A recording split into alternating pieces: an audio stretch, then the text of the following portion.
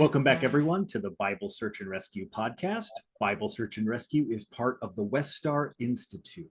On Bible Search and Rescue, we dive a little bit deeper into some of the topics that we cover in our posts, which are designed to be a little bit share content. We do a variety of interviews with our podcasts, and today we have an awesome guest. My name is Chad Venters. I'm the host of the Bible Search and Rescue podcast, and I am the director of Bible Search and Rescue for Westar. Today, we have the privilege of speaking with a legendary teacher and author, Jack Caputo. A little bit of background on Jack. He did his bachelor's at LaSalle, his master's at Villanova, and his PhD at Bryn Mawr. He taught philosophy at Villanova and then took on a role of teaching religion at Syracuse. He's written over 20 books, hundreds of journal articles, book reviews. He's been a lecturer at places all over the world. He's an incredible guy, and we have the pleasure today to talk to him about his book, What to Believe: 12 Brief Lessons in Radical Theology. Jack, how are you this morning? I'm doing fine. Thank you very much, Chad. Glad to be here. Thank you. Yes, thank you for taking the time to speak with us here. And that was the whole session we had there, was just trying to get through your resume because it's so extensive. And so thanks everyone for joining us. And so we're going to talk a little bit today about your book, What to Believe: 12 Brief Lessons in Radical Theology. But before we get into the question of what is radical theology, I would like to hear a little bit about your background, because you touch on this in the book, but I think for our listeners, it would be valuable to hear a little bit about your history and what led you to where you are today. So how did your journey start with all of this? I put that in the book partly just for to make it more interesting. You got to tell a story. You have to have a narrative. You just can't bury people alive in philosophy, and but also because it's important for what I was going to say. And but I mean, I grew up in. I run into a lot of what you call recovering fundamentalists. And there are people who were born into this literalist, fundamentalist, biblicist world and immersed in the authority of the Bible. Well, I had what you might say is an analogous experience, but it didn't have anything to do with the Bible. It had to do with the church. So I was born into a very deep Roman Catholic Philadelphia neighborhood. And everybody I knew was a Catholic, except for the kids who were going to go to hell, who were the Protestants because they were heretics. And there weren't many of them. Most of us were Irish Catholic, Italian Catholic. And it was immersive. It was a completely immersive experience. And so I started out wanting to be a priest. And then when I went to high school, I ran into my high school teachers, whom I just fell in love with, who were what are called the De La Salle brothers. My La Salle top university is conducted by the La Salle brothers, And I fell in love with those guys. And I also realized it would be much cooler, I thought, to be a teacher in a religious order than a priest. The parish work didn't appeal to me as much as becoming a teacher. So I entered a Catholic religious order. And in Catholicism, if you're interested in Catholicism, and this is one of the benefits of it, it's very closely tied up with philosophy. This is what Luther had against it, right? I mean, he thought it had sold its soul to philosophy. So if you want to understand Catholic theology, you have to understand Thomas Aquinas. If you want to understand Thomas Aquinas, you need to understand Plato and Aristotle, the whole tradition from Greek philosophy to the 13th century, after which is pure decline.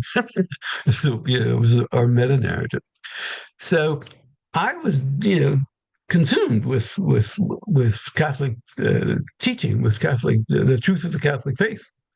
And I wanted to get to the bottom of it. And to do that, you need to do a lot of philosophy. So when I went to college, we were being trained to be high school teachers. So I was technically an English major, and I went to my superiors and at the end of the college program, and I said, I don't want to teach high school. I want to teach in the university. I want to teach at LaSalle University. I want to teach philosophy. I'm going to go get a PhD in philosophy. And they said to me, that's not how the vow of obedience works. You don't tell us what you're going to do. We tell you what you're going to do. And so we parted ways. And that beginning in Catholic theology, which immersed me in philosophy, uh, got me going. And at one point in my life, I said, I am done with this religious stuff. I am done with Catholicism and authority and the Bible and the Vatican and the whole thing. I think it's a mystification, and I'm done with it. I'm going to be a philosopher. And but the more I got into philosophy, the more these religious questions kept visiting themselves upon me, revisiting me. It was like, you know, religion and theology was always sort of standing there with its arms crossed, waiting for me to come around the corner because I was eventually going to come back.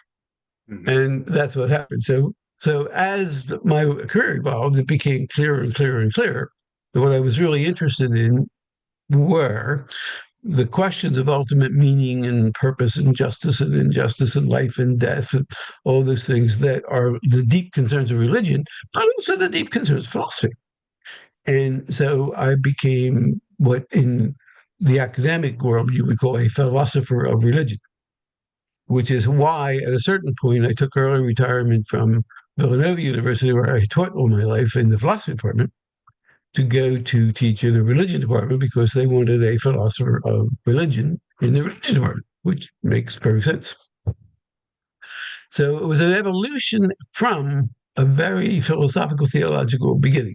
It's not studying Catholic theology is not choir practice and Bible quoting. It's serious philosophical investigation, but conducted under the rubrics of the church.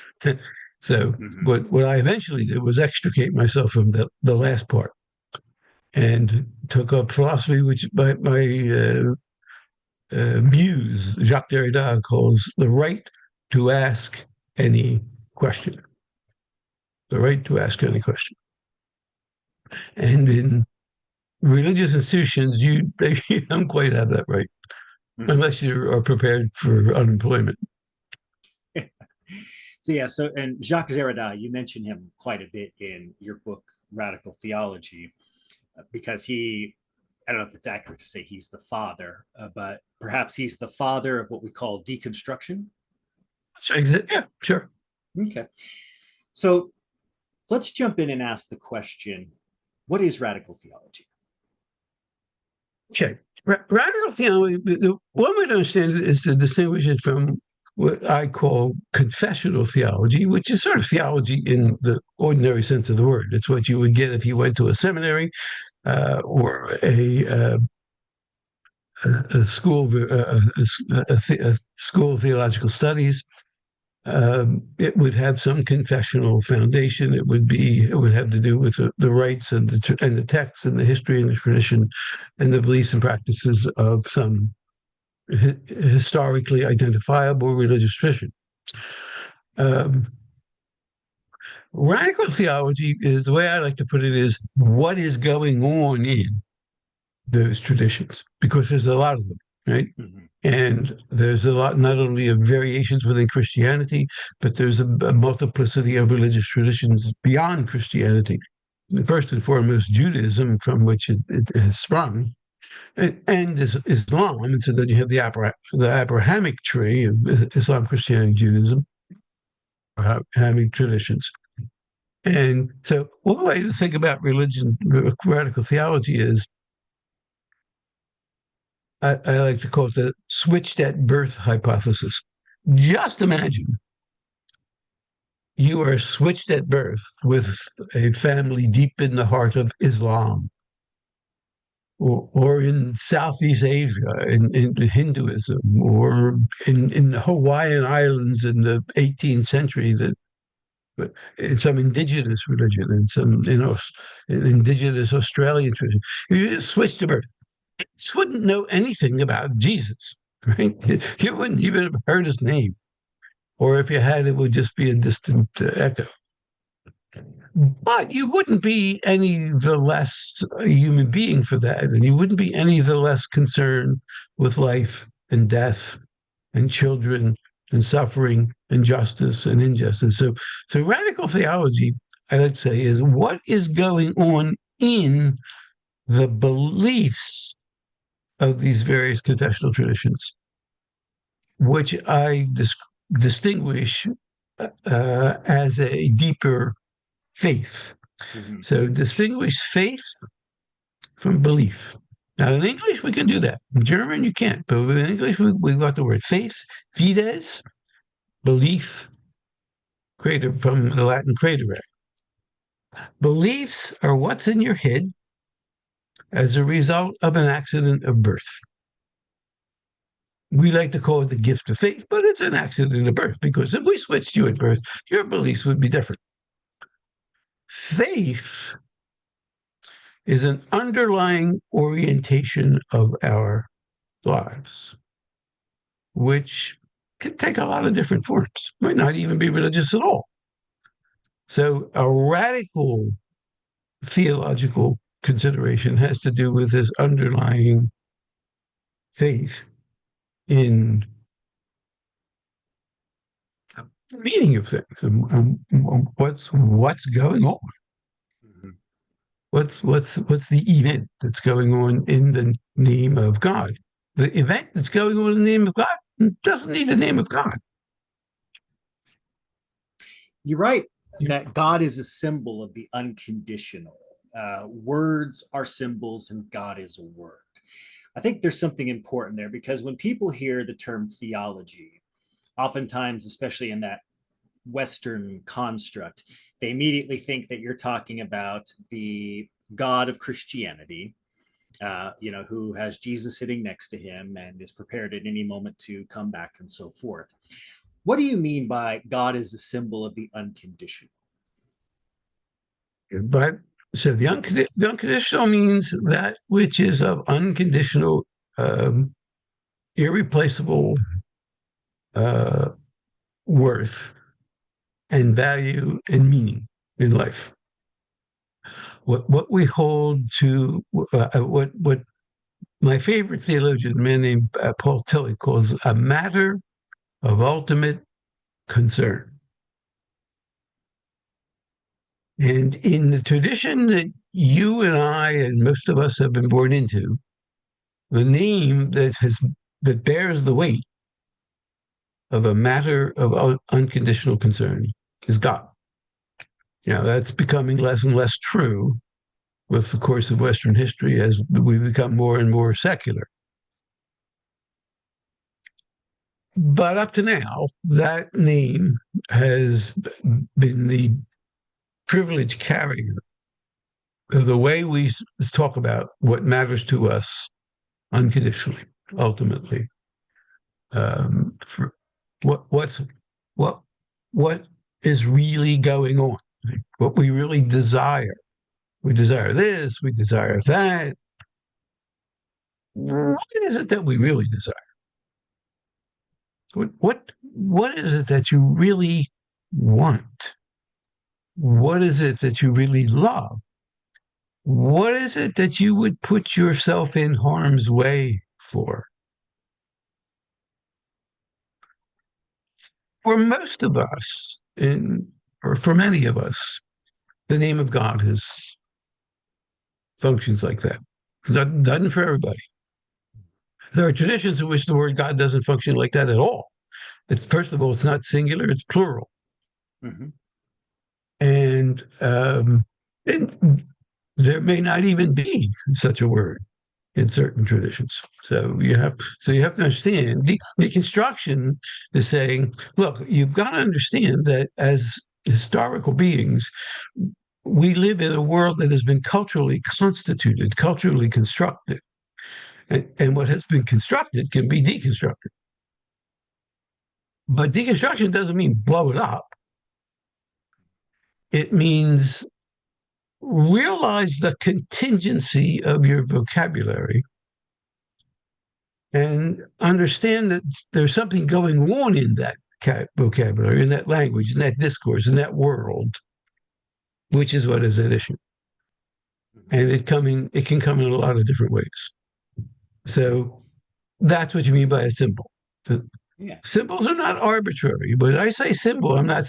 But when you talk about a symbol, you should never say only. It's only a symbol.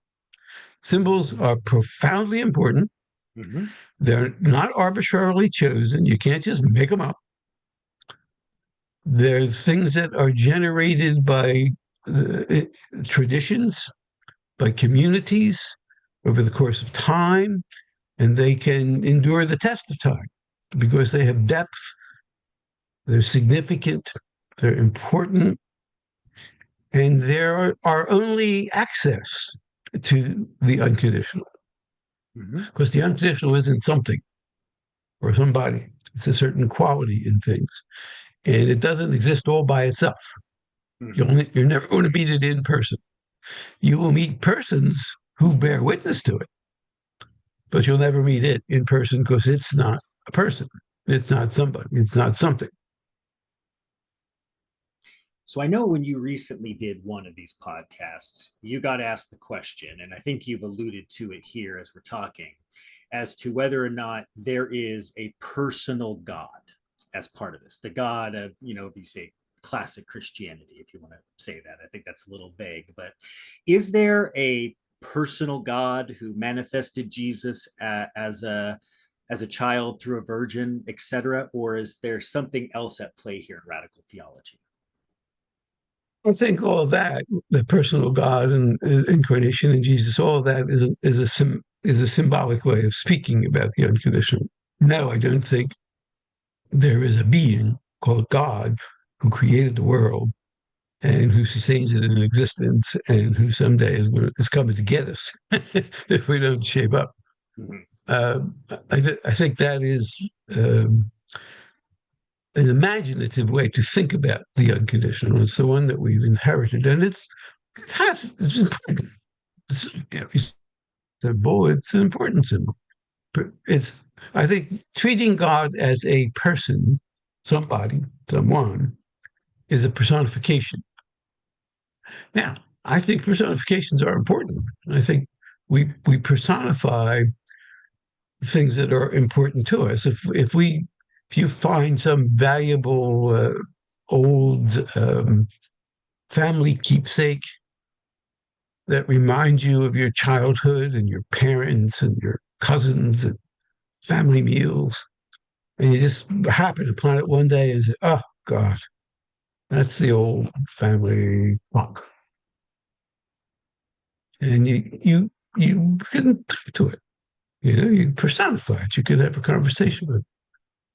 You speak to things that when something is tremendously important to us, we personify it. You personify if you love the natural world, you personify the forces of nature and natural things. You personify your favorite tree outside the window. You personify. It personifies the skull of Yorick, and he's talking to the skull. So personification is very important, but it is what I call a theopoetic, not a theological performance. It's not this. It's not what the Germans call Wissenschaft. It's not science. It's not. You haven't picked out an object in the world when you did that. What you've done is personify an important force in the world, in our life, in our culture.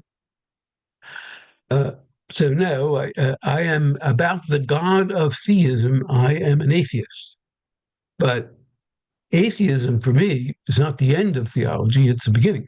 It's the beginning of a radical theology, a post-theist theology, which wants to think through what is going on in the name of God without the mystification. So it demystifies by understanding, because I think religious discourse is a form of poetry. Like it's theo poetry. And I think poetry is extremely important. It was Mhm. true. What do you say? Um, it's not true. It's not true in what the philosophers call the representational sense of the word. That is, that there was a guy named Hamlet and he talked to the ghost of his father. That didn't happen. Does that mean it's fiction? Yeah, well, it is fiction. It's in the fiction section of the library, but we don't give the librarians the final word. It does it is it in some important sense true? Well, of course it is. It's one of the most profound dramas in the history of Western literature. It's strikingly true. It's bitingly true. It's got teeth. It tells us about all kinds of things. So novels can be fiction, but profoundly true, with what you call a non-representational sense of truth. Mhm. So when I say that God does not exist, I'm not saying that theological languages or theological traditions are rubbish. I'm saying they're symbolic, they're theo poems, which are getting at something of ultimate importance. But But I think no, that's, there is no oh, being called God. yeah. No, and there's a valuable distinction there because obviously, for so many in classical theistic backgrounds, when you say that there is no being God, that's the end of it, right? Everything is meaningless. Our lives are just chaos. Why should we bother having any morality, right? It just goes to this dramatic conclusion that if the God that I envision does not exist the way I envision it, then everything is meaningless. And you challenge that in the idea of radical theology. First of all, talking about Jesus as a great theopoet, talking about the kingdom of God. And you have this quote, I think, kind of captures that. You say that theopoetics is instead an exercise of creative imagination, one that is constantly imagining the unconditional, envisioning things otherwise, attempting to forge ahead down unbeaten paths, to produce something new, to think what has never been and maybe never will be the first, last, and only recourse when thinking has run up against the unprethinkable. And that's a little bit different from the classic notion of dogma and doctrine, because dogma and doctrine mostly wants to keep us at a point in time, right? In the fourth century, we made these decisions and that's it, right? We're not going forward from this. Nicaea is Nicaea. But what you're saying is that there's something more that we can actually reimagine and rethink our worldview, which, mind blowing. But can you touch on that a little bit more? Uh, well, yeah. I mean, we if we can't reimagine our world, we're in serious trouble. The meaning of a religious tradition. The word tradition means transmit. It's a transmission process, and the debate between the Catholics and the Bible, between the Catholics and the Protestants about the Bible, is over before it starts. The Bible is not the foundation of the tradition. The tradition is the foundation of the Bible. At a certain point in the tradition, we decided we better start writing this down because he's not coming back anytime soon. Jesus' return is looks like there's a delay in there somewhere. We better start writing this down. And when we wrote it down in the first and second century languages, which he didn't speak, by the way. Um, and we why do we write it down? Because we want to transmit it, right? So the Bible is a locatable, datable stage in the transmission of the memory of Jesus. What do you mean by Christianity? The memory and the promise of Jesus. Period. And Nicaea was a stage in that transmission, and it actually had its benefits. I mean, it had its drawbacks, but it had its benefits because it got Christianity into the world of letters and into the world to the world of thought. Christianity assumed a place in the history of philosophical thinking. It expressed itself in Neoplatonic terms in a philosophical movement called Neoplatonism. The Catholics' love of natural law is a love of a pagan theory, which comes out of the Stoics. It's a theory of that everything is determined, and real peace is found in conforming yourself to the course of nature, to natural law. So it's completely the opposite of the Bible. The Bible is all about God makes the world new, a new creation. So at any given moment in the transmission process, that memory of Jesus and promise of Jesus takes a different form. Right now, we are faced with as profound a challenge as you can imagine. And I don't just mean Donald Trump. I mean something more serious than that scoundrel. And that is artificial intelligence and quantum physics, which have totally transformed the fundamental assumptions of classical philosophy and theology. The distinction between, once you say E equals MC squared, you have confounded the distinction between matter and spirit. The fundamental assumptions about the difference between matter and spirit, body and soul, living and non-living, human and non-human, all of those assumptions have been challenged and, if not undermined, by contemporary science. And so the moment has come to start thinking about beings who will not be born of Jesus and not born of Adam and not in no need of being redeemed by Jesus, because they are going to be transhuman or post-human entities. That's what's on the horizon. Okay, so all of the traditional assumptions of religion and theology and philosophy are at stake right now, are trembling in the wind. So the question is, what's going to become of Jesus in the transhuman world or the post-human world? Maybe nothing. Maybe that'll be the end of it. Maybe religion will be a stage in the history of this species that we call arthropos that is destined to disappear. That once we have gotten the grip on immortality electronically, mm-hmm. Yeah, we won't need. So yeah, so whatever is going on in the name of Jesus is not able to be contracted to a particular formulation. If it is, it'll wither. And the great problem, so the only way to be genuinely conservative of a tradition is not to be a conservative, but to understand how it has to be continually reformulated, reinvented. That's what the Derrida talks about, the event. And so the transmission process is a process of reinventing, making that event happen again, anew, in a new way, so that it is still living, so it becomes a living tradition, not a moribund one.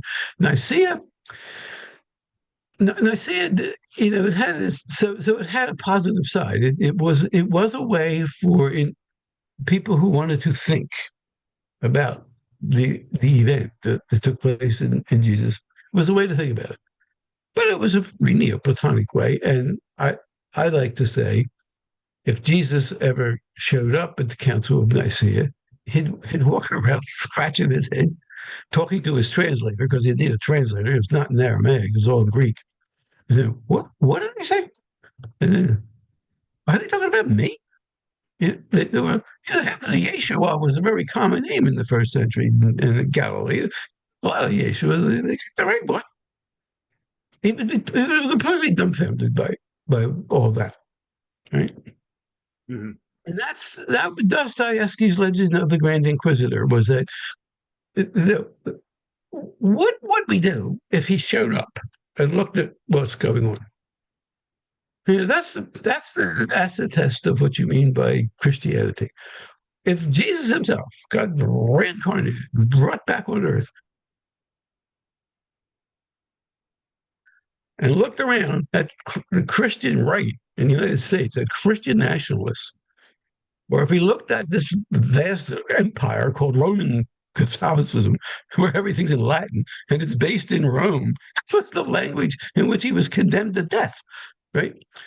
If you said Pontifex Maximus to Jesus, if he knew what you meant, he would have started running, right? So the test is Dostoevsky's. What would Jesus say and do if he showed up today at the Council of Nicaea, in 15th century Seville, in the courtyard of the Grand Inquisitor?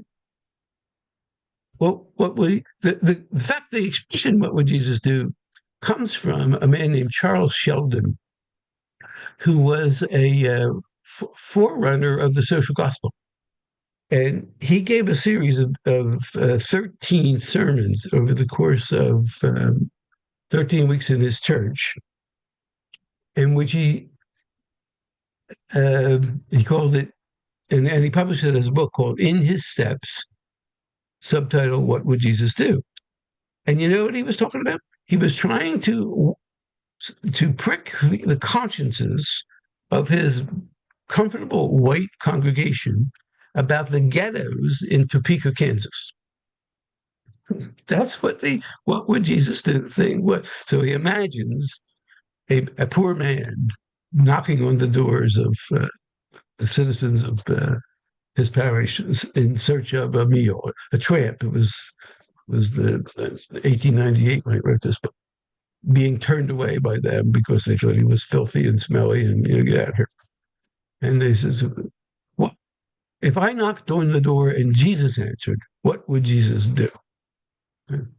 So that's the test of Christianity, and that's the value of historical critical work, because it gets us back to what I like to call Yeshua.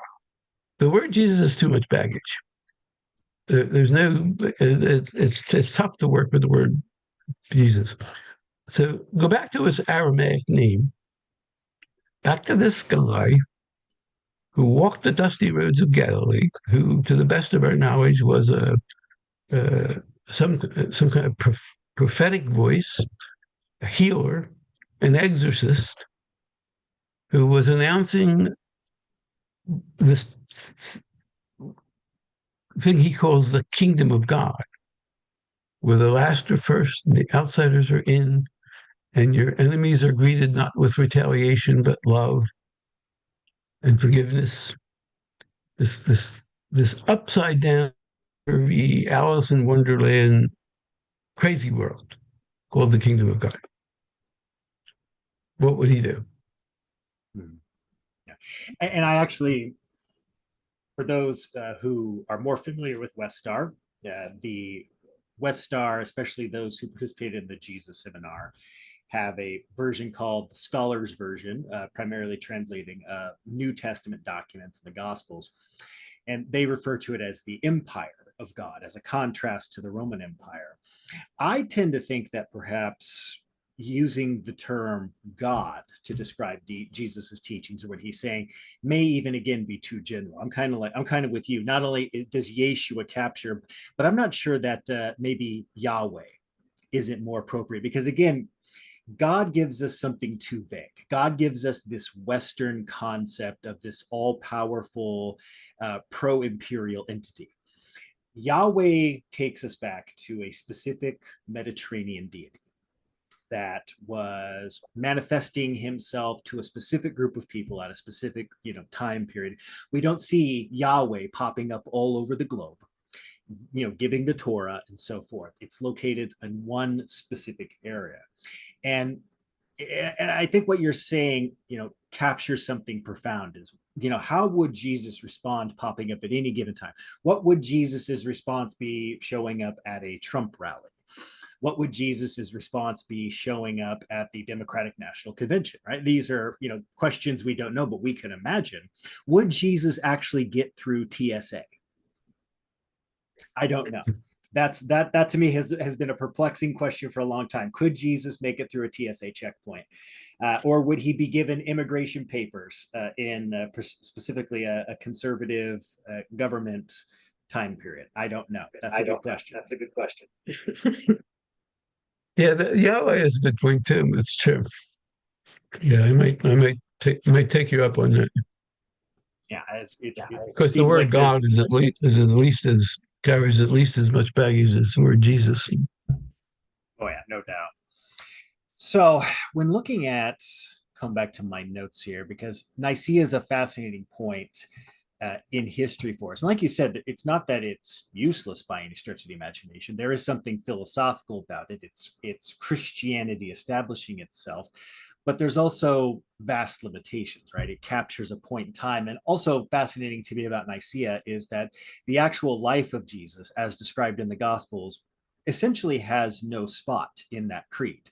Jesus is born and he dies, right? And we go straight to that. He's born, he dies, he's coming back to judge the world. What he did in between, who cares? It's just philosophical construct and so on and so forth.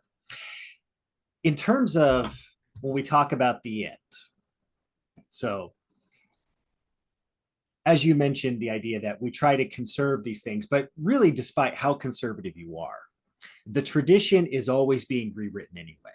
And one of the great examples of that in our modern era is all the views on the second coming. So the whole left behind phenomena that really launched by Tim LaHaye in the modern world goes back to Darby. We have this whole concept of how this end is going to come. But in radical theology, you talk a great deal not only about the idea of pantheism, but also the fact that we are living in a world where science tells us that the basics of maybe entropy show us that we are moving into disorganization, into chaos, and that eventually all of this is going to come to an end at some point. So would it be safe to say that you do not see the end of our world being a 7-year tribulation in which the Antichrist will take a seat in the third temple and so forth? Yes. Yeah. The way I did it in the book was I said the first to get to where I want to go, to get this radical theological position, you do it. I see it in 2 steps. The first is to take classical theism and make all the arguments against classical theism that are forthcoming from what you just called pantheism. But a lot of people actually will use the word pantheism, period, and drop the N. But I think that's mostly for shock value. So there's a theologian named Mary Jane Rubenstein, whom we had at Westar in the God Seminar. And she likes the word pantheism because it's so shocking. You're saying, this bottle of water is God, the computer is God, the tree outside the window is God. And she has a shock value relative to theism. And that's true. And it does have that value. But I think to be more precise, you mean and you would save time if you didn't use this word and spoke instead of pantheism, because what you mean is God in all in God. God is that in which we live and move and have our being. Taking that expression, which is put into Paul's mouth by Luke in the Acts of the Apostles at the Areopagus, which is almost, according to the Westar people, completely of Paul's devising or of Luke's devising. Okay, I don't care. Hamlet didn't exist either. I mean, it's a text. It's interesting that at that point he's got Paul quoting a Greek philosopher named Epimenides. Epimenides is the one who said that God is that in which we live and move and have our being. But it's a magnificent expression, and it captures the sense of God in all in God. Okay. Now, and so you could say this is a way to say the world is the body of God. And Sally McFaig, a very well-known feminist theologian, refers to the pantheistic position, God in all, God as the world as the body of God. Okay, it's not, I like that.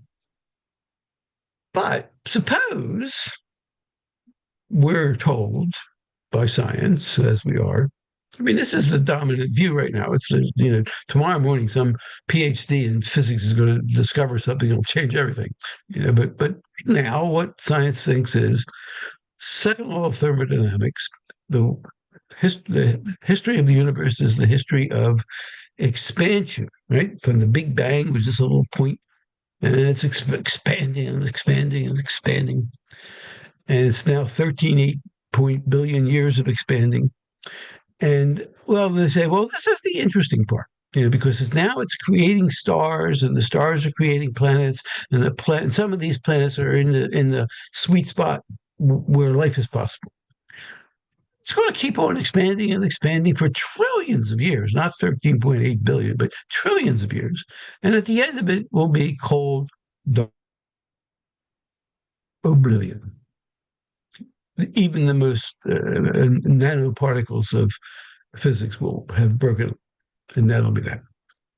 If this is the body of God, then God too is mortal. The stars are mortal. We know the Greeks thought of the heavenly bodies, the celestial bodies, as eternal, right? The sun was eternal. Was Plato's image of the good was that the good is the imperishable meaning of being, and its symbol is the sun, which is inextinguishable light and warmth. Well, it's not inextinguishable; it's burning out. Star death is the next stage in the history of the universe. So does that mean that God is mortal? Well, yeah, if you actually, unless you want to hold a two worlds theory, you want to say, well, there's this immaterial world where everything's going to end up. Well, if you don't want pantheism out of that, pantheism is trying to say, stop thinking about God as some other thing. Think of God as that in which we live and inhabit. Okay, well, if we think of God as that in which we live and inhabit, eventually nothing will be living, nothing will be moving, and nothing will have any being. They'll just be entropy. So then, does life become a tale told by an idiot, signifying nothing? It's good. A little bit. Why? Because life is its own intrinsic value. It has its own intrinsic worth. It is what in the philosophers call axiological, where the Greek word axios doesn't mean a theorem in geometry. It means what is intrinsically worthy of respect. What brings us up short. That's why I say the unconditional is not a thing. So if it's not a thing, it's not an eternal thing. There's nothing, as far as we know, nothing's eternal. It's a certain quality in things. And the mortality of it all, the mortality of our lives, the mortality of this planet, Earth, our home, and of maybe the cosmos itself, doesn't extinguish the value of things. I think it sharpens it. Like two lovers in the night who know in the morning they must part.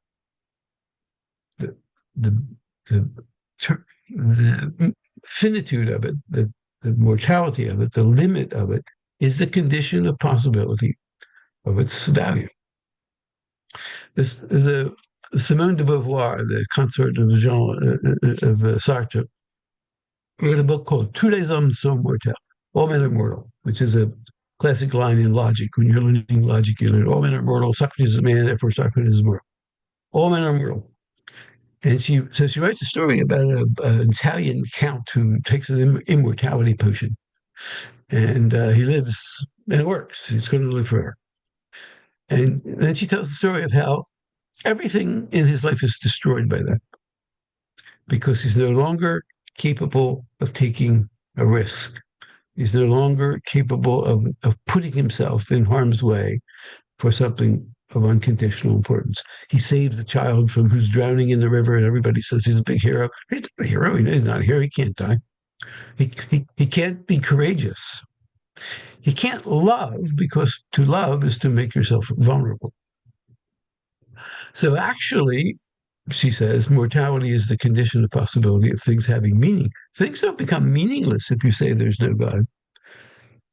It's maybe just exactly the opposite. Take one of my favorite examples is Matthew 25. And because I think at the core of Matthew 25 is something really powerful, and that is the servants feed the hungry, give drink to the thirsty, and they're rewarded for it. Master says, because you have done these things, you have done them for me. And they said, what? Oh, what you? You were around. We weren't have anything to do with you. Why did you feed the hungry? Because the hungry were hungry.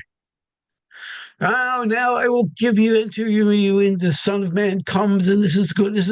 This beautiful scene is set within this nightmare of the Son of Man, who is now a whole new thing in Matthew, who's coming to separate the sheep from the goats, and is going to reward the good and punish the evil ones. Ruins the entire story, wrecks it, just poisons it.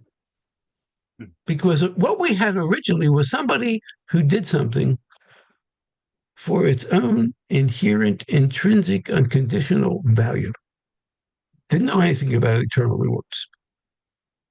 So God, the notion that if you, most of my friends are Catholics, right? I live in a Catholic world. I taught in the Catholic University. My wife, we're culturally Catholic, and we have a very dear friend. She's a sweetheart. She's very good. She's doing all kinds of stuff right now for people who need help. And she one time said, there's no God. Things are pointless. I said nothing in comment on that, but I thought that's a terrible thing to say. Why is it that you feed the hungry? Oh, because they're going to go to heaven. No. Heaven is feeding the hungry. The kingdom of Yahweh, the empire of Yahweh, is feeding the hungry, period. In the Middle Ages, the mystics figured this out, and they got themselves in trouble for figuring it out. And so they spoke about living without why. So Meister Eckhart has this famous saying where he says, he's trying to extricate living the gospel from the system from which called the economy of rewards and punishments.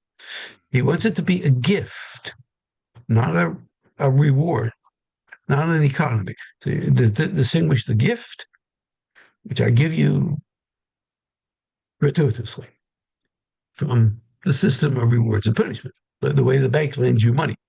The bank, when the bank lends you money and they pay it off, and you pay it off, they say they forgive your debt. Forgive anything. You paid them back. A gift is a gift. Okay. So Meister is trying to get this. He says, I love God for God. And it's not that I want to go to heaven. And he says, if God's will were that I be punished in hell for all eternity, my love of God is such that I would embrace that. He's trying to get it out of this economy. And so he comes up with this mystical paradox. And he says, love is without why. Love is without why. You're not, if you say, why, if you ask love, why do you love? Love says, I love because I love. Right. Awesome. So the notion that there's a being there who made us and he's watching us and he's telling you no impure thoughts, Buster. You follow the commandments. If you love me, you you'll follow those commandments. And if you do, oh, you can't imagine the wealth of reward you want. Ruins everything. So actually, the notion that there is a being there who's going to reward us undermines. That's why one of these mystics, a woman named Marguerite Perret, wrote a piece called Adieu to Virtue, because the classical notion of virtue is if you practice virtue, you get reward. So she says adieu to virtue. So they burned her at the stake for saying that. The other thing is that if you think there's a being called God, then you're tempted to think he'll take care of things for you. Whereas Bonhoeffer says the maturity of Christian life is to be before God, without God. That God wants you to assume responsibility for yourself. Right? And I think that's why I say God's not a being, God's a call. And we're the ones that have to do the work. There's a joke. You probably heard this joke. Guy dies, goes to heaven, and he says to God, God, he said, I got one question. I've been meaning to ask this for a long time. What did you do more to solve the problem of evil down there on earth? And God says to him, I was going to ask you the same question. Okay? And so that's what I think is wrong with. There's a lot of things wrong with thinking that God is somebody who does things. I like to say God's not an agent. God is an agenda. God is something to be done. And who's going to do it? Us. There's a German philosopher named Walter Benjamin. Dom uses him in the Paul the Pharisee book. Walter Benjamin looks like in English. And he says, you want to talk about a Messiah, you should remember we are the Messianic generation. We are the ones the dead have been waiting for to make right the wrongs that were done to them. Okay? So when I say God does not exist, God insists. That's what I mean. And so, yeah, I forgot what the original question was. You did great. That was beautiful. Beautiful way to summarize all this. But the question was, that's the answer. Yeah, love that. Do you have anything book-wise coming out soon? Yes. I've got two things. One is a book that I call The Theopoetic Imperative. Okay. And I take up this notion of theopoetics, which is in that book, and I work it out for a university press audience.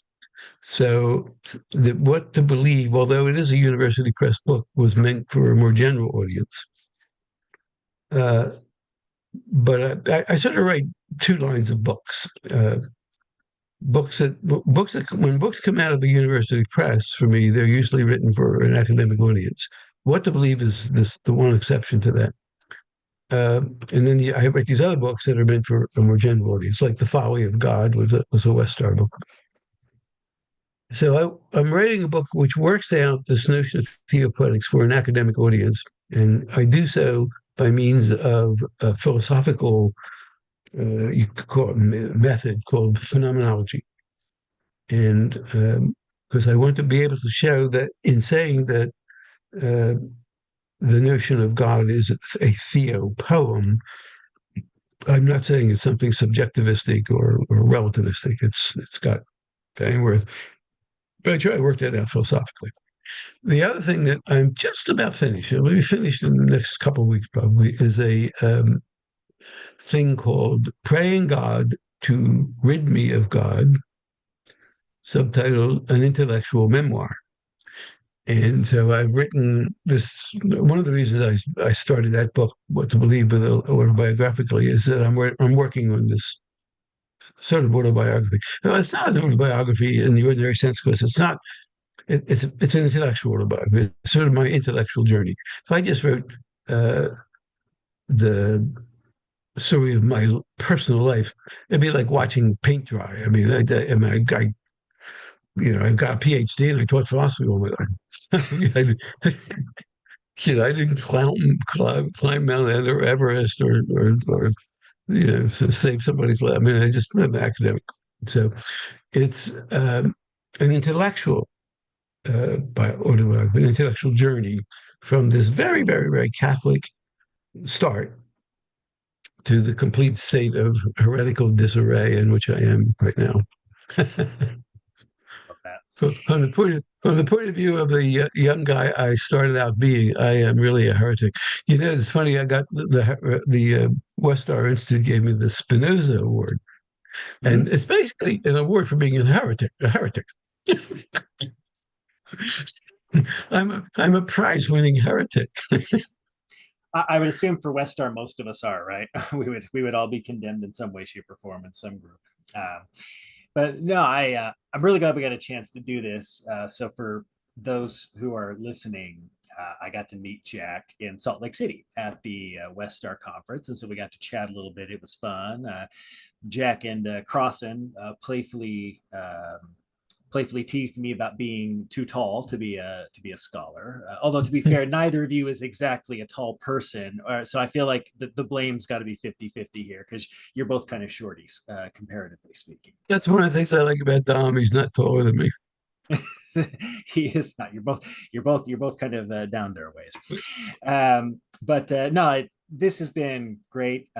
Thank you so much for taking the time. I know that you're going to go out. You're going to have some enjoy the farmers market and see a little bit of the town today. But this has been a delightful conversation, and I think that radical theology is a great way for folks who can't accept that classical theism to realize that theology and philosophy still very much have a place in looking at theopoetics and looking at panentheism, and it's an opportunity to explore deeper. And there's a beauty to that. That was the beautiful thing about reading the book, is that there's still more to this. Even if you don't believe in an actual God being, there is still so much that theology and philosophy can do in the realm of radical theology. Yeah. Stop thinking about it as supernatural interventions and start thinking about it as people trying to make their way amidst the unknown. Yeah, which we all are. Yeah. Yeah. So thank you, Okay. Zir. Yeah, thank you to everyone for being with us here on the Bible Search and Rescue podcast. Thank you to Jack Caputo for joining us. And until next time, everyone, go out, make a positive difference in the world. From the Westar Institute, my name is Chad Venters. Take care, everybody.